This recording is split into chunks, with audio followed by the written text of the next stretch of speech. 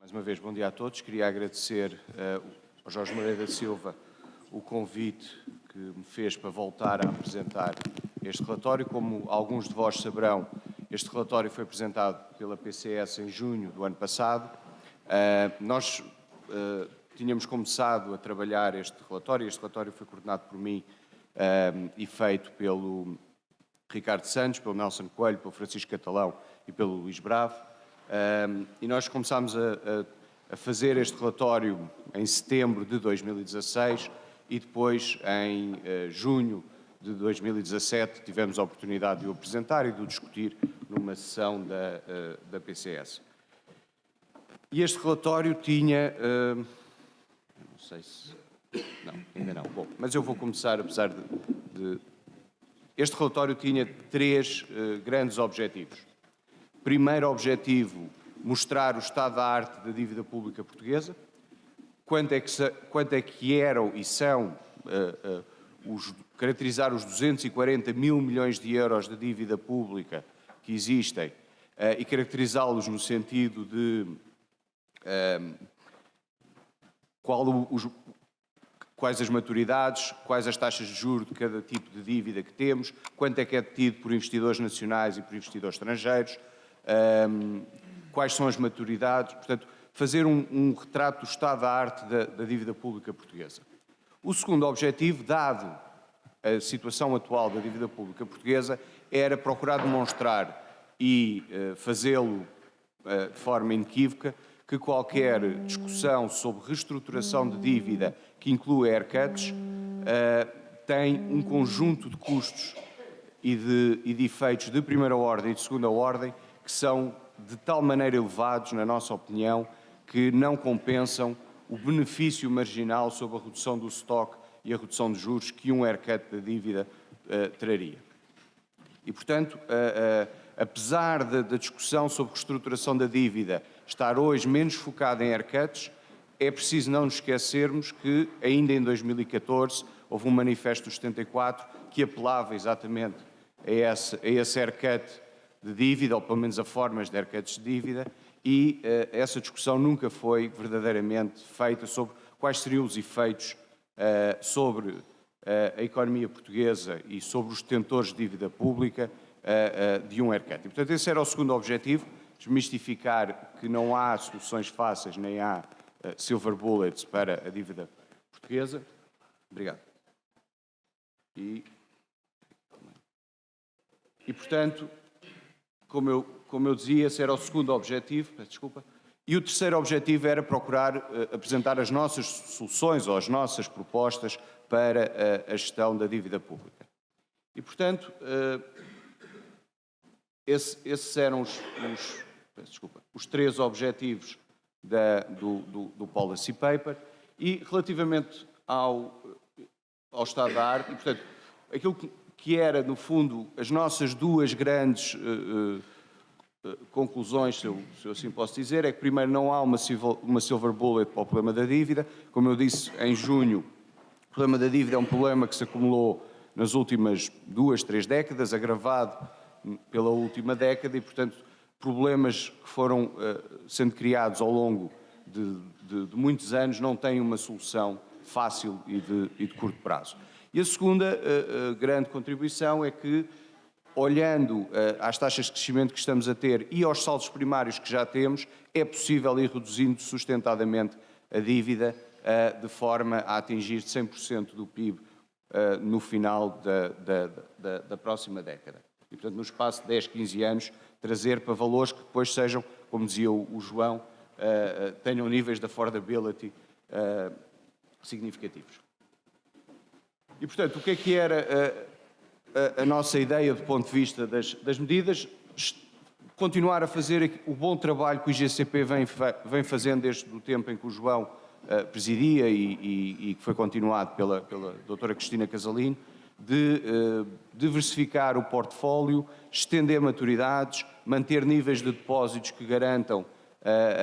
segurança no mercado em períodos de maior turbulência e, do ponto de vista económico, continuar a acelerar as reformas estruturais para podermos ter crescimento potencial maior e manter disciplina orçamental gerando saldos primários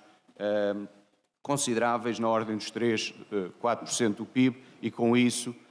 ir reduzindo sustentadamente a dívida. Mas tínhamos também algumas medidas, como veremos mais à frente,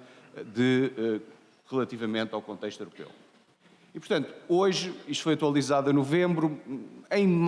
maio não era muito diferente, enfim, o FMI tinha uma participação maior na dívida portuguesa, tem sido fortemente o reembolso antecipado muito forte, mas neste momento nós temos dos 240 bis, cerca de metade desta dívida está em mãos nacionais. Entre setor financeiro, retalho, segurança social e o Banco de Portugal, através do programa de compra de dívida pública do Banco Central Europeu, cerca de metade da dívida pública portuguesa está em mãos nacionais. E é exatamente esta composição e que apesar da componente nacional vir a aumentar nos últimos anos, ela já era significativa em 2011, é exatamente esta composição que nos faz dizer que reestruturações com haircuts têm efeitos negativos muito elevados e que tornam inviável qualquer solução, ou pelo menos tornam extremamente custosa qualquer solução de haircuts. E, portanto, o perfil de reembolso da dívida pública neste momento, ainda temos aqui um pico, não sei se isto... ainda temos aqui um pico de reembolso em 2021, 2022, e, portanto, ainda temos aqui alguma oscilação nos montantes de reembolsos para os próximos 4, 5 anos e, de facto, uma das propostas é procurar alisar o máximo possível esta montanha de dívida que vai aumentando e diminuindo e procurar torná-la relativamente estável para os anos seguintes. E, portanto, quais foram os cenários de haircuts que nós analisámos e que procurámos estimar as suas consequências? O que é que seria um haircut de 100% da dívida que incluísse apenas os privados? Portanto, ou seja, toda a dívida pública nas mãos de privados nacionais e estrangeiros sofreram um haircut. A dívida pública passaria de 130% do PIB na altura, hoje já é ligeiramente mais baixa, para 83% do PIB. Isso implicaria uma redução de juros na ordem de 2% do PIB, portanto, cerca de metade daquilo que pagamos em juros. As consequências seria a saída de Portugal dos mercados financeiros, a necessidade de recapitalização do setor financeiro, ou seja, o setor financeiro teria perdas na magnitude daqueles 55 mil milhões que detém dívida pública, e essa recapitalização não podendo ser feita pelos acionistas privados, não podendo ser feita pelo Estado, até pelas novas regras europeias relativamente à recapitalização do setor bancário, implicaria perdas nos depósitos que nós estimámos na altura de 20% a 30%. O segundo cenário seria ainda mais agressivo, seria um haircut da dívida aos privados, que incluísse também o Banco Central Europeu e o Banco de Portugal. A dívida pública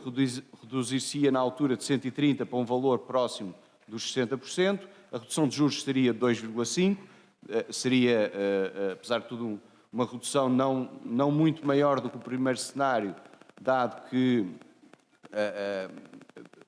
a dívida emitida nos últimos anos, como o João referia, tem sido a taxas de juros mais baixas, e as consequências é que, além das consequências do primeiro cenário, teríamos a falência do Fundo de Capitalização da Segurança Social e uma provável saída da zona euro, dado o incumprimento para com o Banco Central Europeu e o Banco Central Nacional. E, portanto, poderia-se ainda colocar uma terceira hipótese, que era um haircut ao nível dos instrumentos europeus. Primeiro aspecto, a extensão de maturidades dos instrumentos europeus é importante, mas não alivia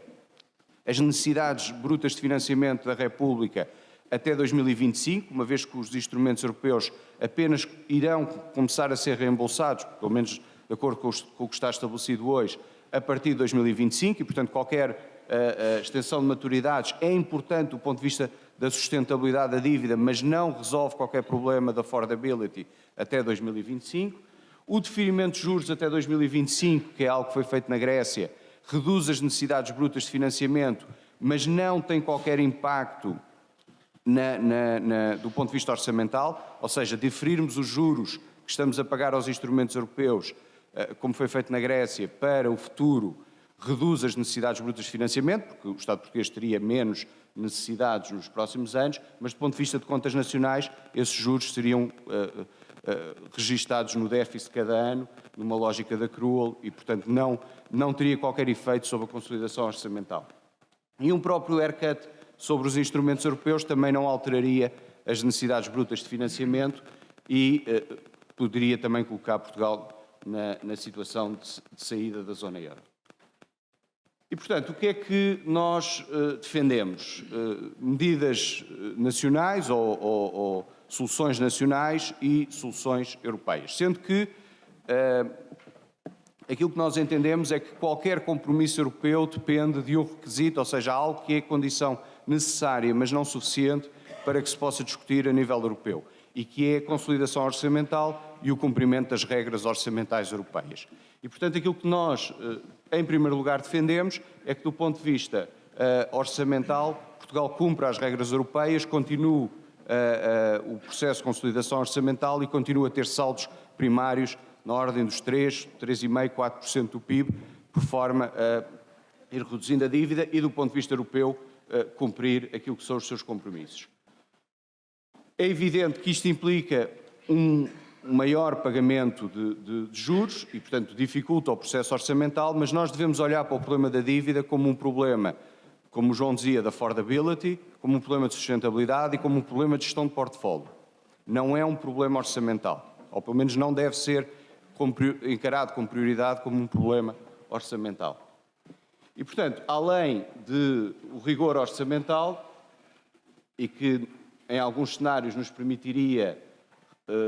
no espaço de 10, 15 anos, como eu já referi, colocar a dívida pública na ordem dos 100%, e já agora convém referir que neste momento a média da zona euro e a média da União Europeia para a dívida pública é de cerca de 90%, portanto estar nos 100, 90% aproxima-nos da média e coloca-nos numa espécie de grande grupo de países que têm dívida pública entre 80% a 100% do PIB e, portanto, não ser um país destacado do ponto de vista da dívida pública em termos de valor, mas estar junto com a maioria dos países da União. E isso para um país pequeno, que é um price taker do ponto de vista de mercados, é importante porque passa debaixo do radar, por assim dizer. E, portanto, continuar a seguir a estratégia do IGCP, diversificar opções de financiamento, alisar as necessidades de financiamento de médio e longo prazo para valores abaixo dos 10 mil milhões, acelerar os reembolsos antecipados ao FMI, como continua a ser feito, e manter, ou pelo menos ter uma almofada de liquidez que nos permita olhar para o mercado com alguma segurança e, em períodos de turbulência, poder esperar antes de fazer novas emissões e, portanto, poder escolher os momentos em que se vai ao mercado. Propostas a nível europeu. Como eu referi, qualquer proposta a nível europeu pressupõe que a nível interno fizemos o nosso trabalho e, portanto, cumprimos as regras orçamentais, não apenas o déficit abaixo de 3%, mas, sobretudo, o objetivo de médio prazo de um saldo estrutural que, no caso de Portugal, é mais 0,25% do PIB, mas que, para a maior parte dos países, é menos 0,5% do PIB. E, não sendo possível soluções de perda, há ainda, contudo, algumas propostas. Algumas das nossas propostas era, no final do programa de compra de ativos públicos por parte do Banco Central Europeu, e se o Banco Central Europeu entender iniciar o deleverage dos seus balanços, o European Stability Mechanism substituir-se ao BCE e ao Banco de Portugal. Aliás, o próprio ESM defendemos no nosso policy paper e está agora numa proposta da Comissão Europeia passar a uma espécie de Fundo Monetário Europeu.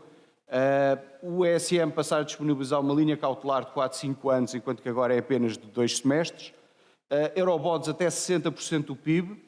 porque 60% do PIB é a regra do Tratado de Maastricht e, portanto, garantir que todos os países, e mais uma vez aqui, não partilhar risco moral, garantir que todos os países têm até 60% do PIB eurobonds com taxas de juro iguais e o valor acima dos 60% do PIB ser então o risco moral de cada país. A opção de eurobonds, pelos nossos cálculos, permitiria poupar em juros 0,5% do PIB e aumentar a maturidade média, mas evidentemente, mais uma vez, depende do cumprimento dos objetivos do Pacto Orçamental. Muito obrigado.